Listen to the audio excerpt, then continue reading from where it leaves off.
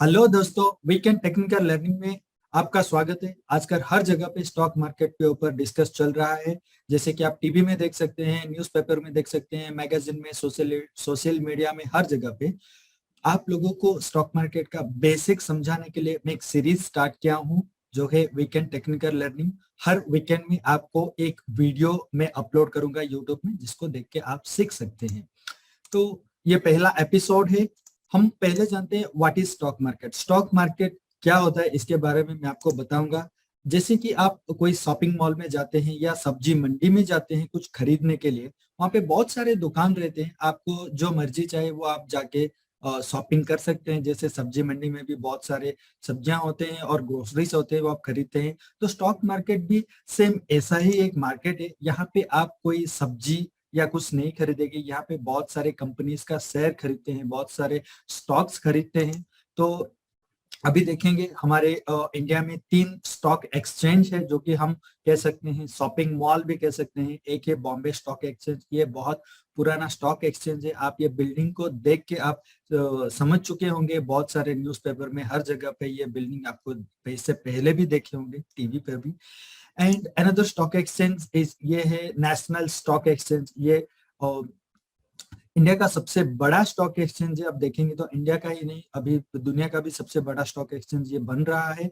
अगले 1-2 साल में बन भी जाएगा, 1 नंबर में आ जाएगा। और एक ये मल्टी कमोडिटी एक्सचेंज। हमारे देश में ये तीनों स्टॉक एक्सचेंज है जहां पे आप ट्रेड कर सकते हैं।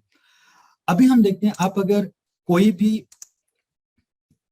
सब्जी मंडी में आप जब भी जाते हैं कुछ खरीदने के लिए, जैसे ही आप मार्केट में जाते हैं तो आप खरीदते नहीं है। आप पहले एक मार्केट का चक्कर लगाते हैं, बहुत सारे दुकान होते हैं, वहां पे आप भाव पूछते हैं और फिर जाके जहाँ पे आपको अच्छा बार्गेन मिलता है, कम दाम में मिलता है, आप वहां पे खरीदते हैं।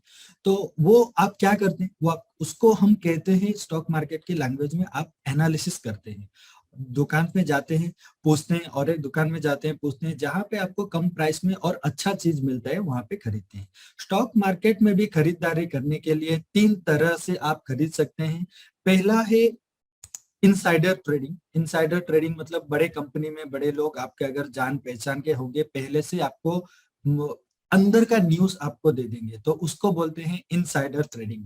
तो ये कंप्लीटली न्यूज बेस्ड होता है। आपको पहले से पता चल जाता है कि कंपनी में क्या चल रहा है, उसके ऊपर आप अगर ट्रेड करते हैं तो उसको इनसाइडर ट्रेडिंग कहते हैं।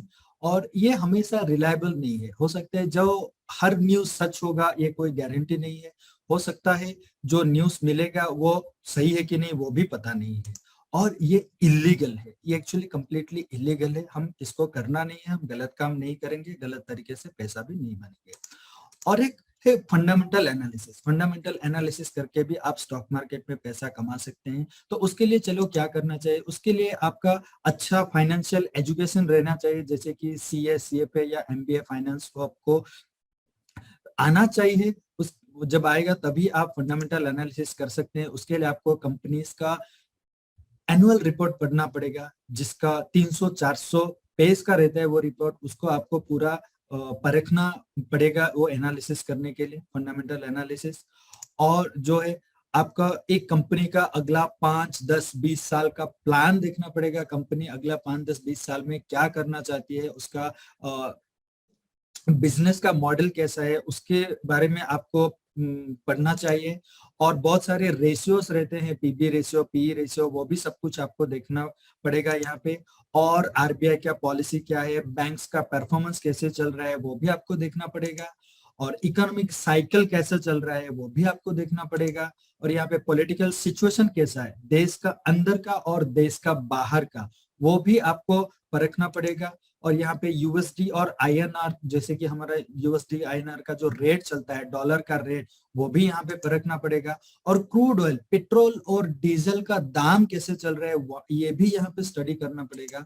और हमारा फॉरेक्स रिजर्व जो रहता है हमारा देश का, वो भी एक्चुअली सारे चीजें देखना पड़ेगा। इसके लिए क्या है, बहुत एक कंपनी का फंडामेंटल एनालिसिस करने के लिए 2 से 3 दिन लग जाते हैं। और एक बंदा अगर अच्छा फाइनेंस या कोई सीए, सीएफए करता है, वो भी पूरा नहीं कर सकता है। तो ये बहुत मुश्किल है। सभी लोग इतना पढ़ाई नहीं करते हैं और सभी लोगों के पास इतना नॉलेज नहीं रहता है। तो ये थोड़ा फंडामेंटल एनालिसिस थोड़ा मुश्किल रहता है और करने के लिए बहुत टाइम की जरूरत होता है।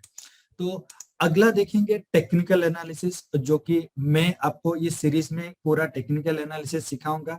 तो ये क्या होता है, हम पूरा प्राइस को स्टडी करेंगे इस एनालिसिस में, कैसे प्राइस को स्टडी किया जाता है, क्या करते हैं, कैसे खरीदते हैं, कहाँ पे खरीदते हैं, कहाँ पे बेचते हैं, वो सारे टेक्निकल एनालिसिस में रहते हैं। इसके लिए आपको बहुत सारे चार्ट्स को देखना पड़ता है, चार्ट्स को पढ़ना चाहिए आपको कि कैसे चार्ट्स काम करते हैं।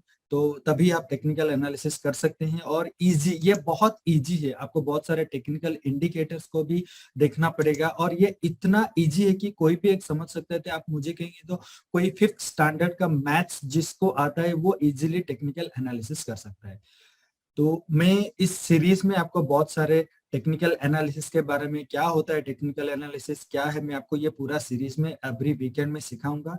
आई होप आप ये जो बेसिक जो है स्टॉक मार्केट में बारे में आप सीखे हैं।